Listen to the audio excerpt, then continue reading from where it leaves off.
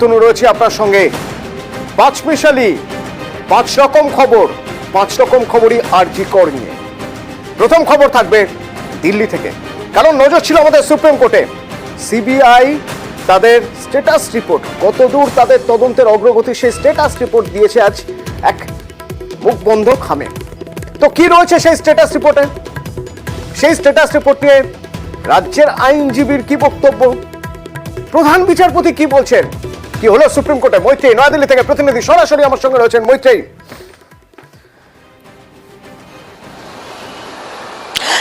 অতটা দেখো, আজকে যখন সিলবন্ধ খামে এই সিবিআই তরফ থেকে তাদের যে স্ট্যাটাস রিপোর্ট সেটা জমা দেওয়া হয়, এবং জমা দেওয়ার পরে জমা দেওয়ার সময় সিবিআই তরফ থেকে কয়েকটি মন্তব্য করা হয়। সিবিআই আইনজীবী এবং সলিসিটর জেনারেল তারা দু তিনটে বিষয় তারা উল্লেখ করেন। তারা জানান যে তদন্তের পর ঘটনা ঘটার প্রায় 5 দিন পরে তারা তদন্ত হাতে পেয়েছেন, এবং তারা জানান যে দুর্ঘটনাস্থল অল্টার্ড হয়েছে, অর্থাৎ কোথাও একটা গিয়ে তারাও সেই অভিযোগটা করেন যে দুর্ঘটনাস্থল বা যেখানে ঘটনাটি ঘটেছে সেই জায়গাটি অল্টার করা হয়েছে বা কোনো রকমের পরিবর্তন করা হয়েছে, এবং তারা স্পষ্টতই জানিয়ে দেন যে তারা সেই বিষয়টির ওপরেই তদন্ত করছেন যতটুকু কেস ডায়েরিতে তাদেরকে তথ্য দেওয়া হয়েছে। একই সঙ্গে তারা বলেন যে যে ঘটনাস্থল সেখানকার ভিডিওগ্রাফি নেই, তারা ভিডিওগ্রাফি পেয়েছেন শুধুমাত্র ময়নাতদন্তের। সেই ময়নাতদন্তের ভিডিওগ্রাফিও করা হয়েছে শুধুমাত্র আন্দোলনকারীদের চাপের মুখে পড়ে। এই পরিস্থিতিতে দাঁড়িয়ে স্ট্যাটাস রিপোর্ট পড়তে শুরু করেন, এবং তারপরে বিচারপতিদের একের পর এক প্রশ্ন মানে জর্জরিত হতে হয় রাজ্যের আইনজীবীকে। তার কারণ তারা প্রশ্ন করেন যে ইউটি কেস, কারণ সিবিআই যে রিপোর্ট তারা জমা দিয়েছিল সেখানে উল্লেখ করা হয়েছিল যে আনন্যাচারাল ডেথের যে কেস রুজু করা হয়েছে সেটা রাত 11:30টায় করা হয়েছে। তারা এরপরেই প্রশ্ন করেন যে ময়নাতদন্ত কখন হয়েছিল। জানা যায় যে ময়নাতদন্ত তার আগে সন্ধ্যে 6:10 থেকে 7:10-এর মধ্যে ময়নাতদন্ত সম্পন্ন হয়েছে।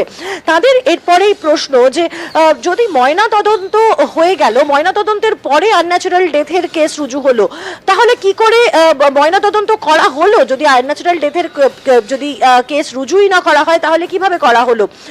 এরপরে একাধিক প্রশ্ন, এই আনন্যাচারাল ডেথের কেস কখন রুজু হয়েছে সেটা নিয়ে একের পর এক প্রশ্ন বিচারপতিদের থেকে আসতে থাকে রাজ্যের দিকে। রাজ্যের আইনজীবী কপিল সিবাল তিনি কিছুটা সময় তিনি থমকে যান, এবং তারপরে বিচারপতিরা কার্যত বিরক্ত হয়ে বলেন যে এতটা সময় লাগছে কেন। এবং এই আলোচনা চলার মাঝখানেই বিচারপতিদের তরফ থেকে বলা হয় যে আগামী শুনানিতে কলকাতা পুলিশের তরফ থেকে একজন দক্ষ পুলিশ আধিকারিক যেন এই শুনানিতে উপস্থিত থাকেন। তবে সার্বিকভাবে রাজ্যের তরফ থেকে পরে ইনকোয়েস্ট রিপোর্ট জমা দেওয়া হয়, এবং সেই ইনকোয়েস্ট রিপোর্টে জানা যায় যে রাজ্যের তরফ থেকে যে তদন্তে ইউডি কেস আগেই রুজু করা হয়েছিল। তবে সুপ্রিম কোর্ট কিন্তু আজকে স্যাটিসফাইড পুরোপুরি হতে পারেনি, কারণ তাদের বক্তব্য যে আনন্যাচারাল ডেথের কেস আগে রুজু হলেও এফআইআর কেন যে দেহ উদ্ধার হওয়ার 14 ঘন্টা পরে তাও এত দেরি করা হলো এফআইআর রুজু করতে, এবং অধ্যক্ষের ভূমিকা কি ছিল সেটা নিয়েও কিন্তু আজকে প্রশ্ন তোলেন বিচারপতিরা। এবং এই যেমন একটা দিক গেল, আরেকটা দিক হলো যে আগের দিনও সুপ্রিম কোর্ট আবেদন করেছিলেন জুনিয়র ডাক্তারদের, ইন্টার্নদের, যারা রেসিডেন্ট ডক্টরস তারা যেন কর্মবিরতি তুলে দেন, কারণ দেশ জুড়ে বিভিন্ন জায়গায় মানুষের মধ্যে অসুবিধা হচ্ছিল। তারপর আজ আবার আবেদন, এবং সবচেয়ে গুরুত্বপূর্ণ এবার এইমস সাড়া দিয়েছে। এই আবেদনের সাড়া দিয়ে এইমস কর্মবিরতি প্রত্যাহার করলো। এ বিষয়ে কি খবর রয়েছে তোমার কাছে? দেখো, এইমসের রেসিডেন্ট ডক্টরস অ্যাসোসিয়েশনের তরফ থেকে কিছুক্ষণ আগেই জানানো হয়েছে যে তারা কর্মবিরতি প্রত্যাহার করছেন। আজকে যখন দীর্ঘ শুনানি চলে আরজি কর মামলা, সেই সময় বিচারপতিদের তরফ থেকে মূলত প্রধান বিচারপতি ডিওয়াই চন্দ্রচূড় তিনি বলেন যে এখন যেহেতু সমস্ত দিক খতিয়ে দেখা হচ্ছে, তাদের যা যা আবেদন ছিল সবকিছুকে গুরুত্ব দেওয়া হচ্ছে, ফলে এই পরিস্থিতিতে তারা আশা করছেন এবং যে জুনিয়র ডাক্তার এবং আন্দোলনকারী যে রেসিডেন্ট ডক্টরসরা রয়েছেন তারা কাজে ফিরে আসবেন। তার কারণ এটা সাধারণ মানুষের স্বাস্থ্যের সঙ্গে বিষয়টি জড়িয়ে রয়েছে এবং তাদেরকে কাজে ফিরতে হবে। এবং একই সঙ্গে সুপ্রিম কোর্টের তরফ থেকে কিন্তু আশ্বাস দেওয়া হয় যে তারা কাজে ফিরলে তাদের নিরাপত্তার ব্যবস্থাটা সুনিশ্চিত করা হবে এবং একই সঙ্গে তাদের বিরুদ্ধে যাতে কোনো ব্যবস্থা না নেওয়া হয় সেটাও কিন্তু নির্দেশ আকারে তারা বলেন। এবং তারপরেই দেখা যায় যে